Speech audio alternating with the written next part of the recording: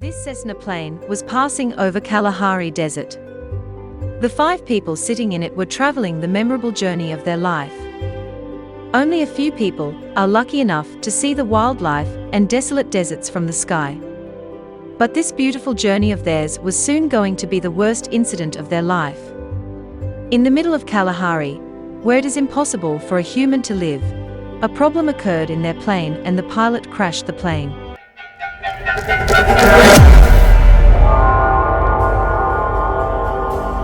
Kalahari Desert, located in South Africa, is the 6th largest desert in the world, spread over an area of 9 lakh square kilometers. It is not as dry as the African Sahara, and that is why there are 320 different types of wildlife here. In which, if we talk about hunting animals, then there are lions, cheetahs and African elephants, including wild dogs, which do not tolerate anyone in their area. To see this wildlife, people from all over the world go to South Africa for desert safari. Now, because this desert is so big that it is shared by 3 countries in South Africa, in which Botswana has the largest share of the Kalahari Desert.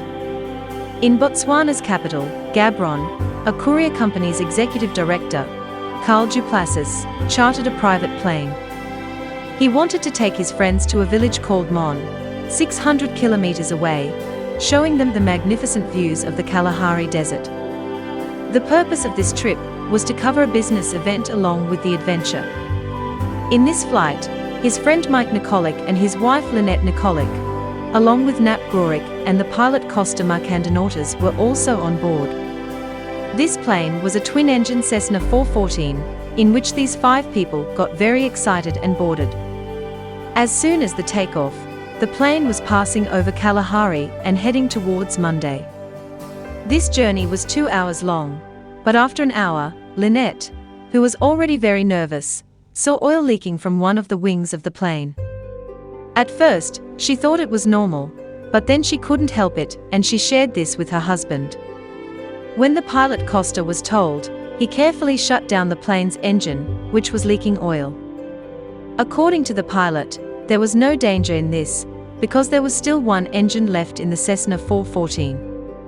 But because of the scorching heat in the African desert, the air here is very thin and dry, so to maintain its altitude, both engines required power. The plane was now slowly coming down. The pilot contacted the Gaborone control tower in an emergency, but unfortunately, the radio stopped working in the middle of Kalahari.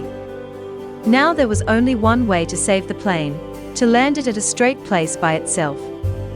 This plane was already at a very low altitude, so the pilot had to find a landing strip soon. The pilot saw nothing but small rocks and bushes below, that is, there was no plain place. Now there was only one option, and that was to save his life. The pilot asked everyone to come in the brace position and crashed the plane in the middle of the bushes. Before the crash landed, the passengers inside only remembered that when they reached very close to the ground, they saw a flock of animals running. In a few minutes, when everyone regained consciousness, there was only smoke and fire all around. Leonard's hand was burnt and Neb Grorak's lungs were damaged because he was not breathing. Then everyone together pulled Neb out of the plane and put him upright with the help of a tree. Apart from the 2, the other 3 did not have any serious injuries. They had just realized that the fuel leaking from the plane caught fire, and the whole plane exploded with a powerful blast. Let me tell you here that every plane has an emergency transponder, which sends the plane's location to the control tower in case of a radio failure. When the pilot confessed that there is no emergency transponder in Cessna 414, everyone's feet were on the ground. That means no one knows their location in such a big desert. In a deserted part of Kalahari, they were stuck in the middle of the trees, where they had nothing left to drink and nothing to eat. It was very important to get the 2 people to the hospital as soon as possible because they were hanging between life and death. Everyone hoped that a rescue team would come soon and get them out of here. But the rescue team will come when they know. Without a location, if the rescue team starts looking for them in this desert, it may take them several days to get here. In the meantime, the day began to set, and they set a bonfire using the fire of the plane. All night, the sounds of the animals were heard from the bushes, but it was probably the bonfire that had kept the animals away. Now the second day had begun, but the rescue team had no sign of any name far away. The condition of the 5 was getting worse and worse. Their throats were dry due to dehydration. Early in the morning, they started drinking the ooze on the leaves. But they had just had a few drops that the sun began to rise, and this ooze also disappeared. In the meantime, they heard the sound of a ship from a distance.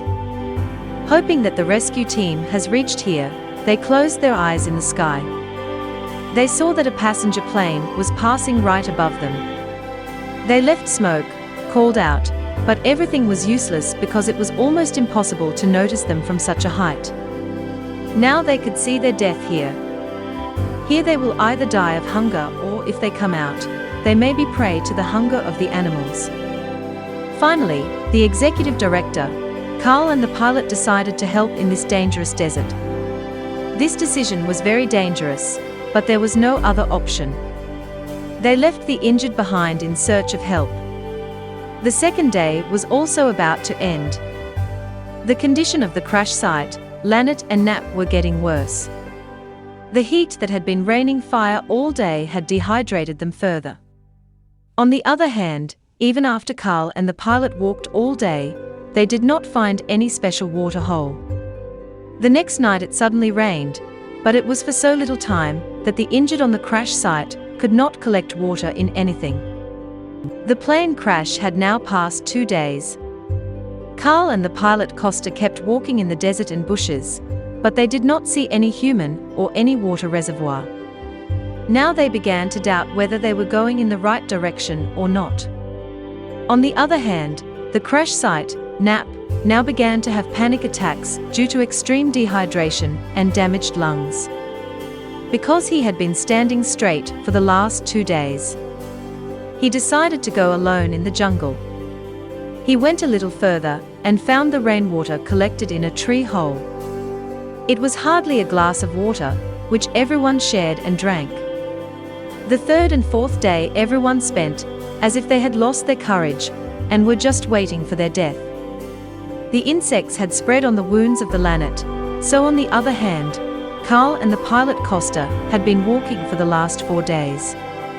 It was also a miracle that in the African bushes, without experience, they had not yet been preyed upon by a wild animal. At the end of the 5th day, Carl and the pilot saw a hut from a distance. At first they thought it was their illusion, because they had had such thoughts many times on the way. It was really a hut, in which a girl was sitting. Seeing this, they were very excited. They first quenched their thirst and made a radio call to their control tower. The rescue team was already looking for them in Kalahari. But because they did not know the correct location, they were looking for them in the other parts of the desert.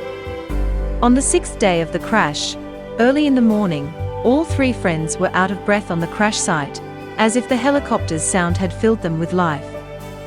Finally, the rescue team had reached the crash site. The survivors of this plane crash say that the rescue team reaching there just a few seconds before death is no less than a miracle. Carl and pilot Costa's decision to leave their friends for help was a good one. All the people involved in this accident survived, but after 2 years, the pilot lost his life in another plane crash.